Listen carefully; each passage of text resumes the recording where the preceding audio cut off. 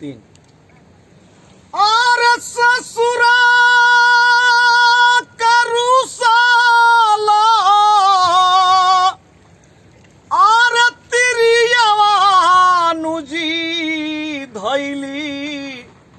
नैहर के राह बीचही भेटैली नदी जमुनानु जी कैसे के उतरब पार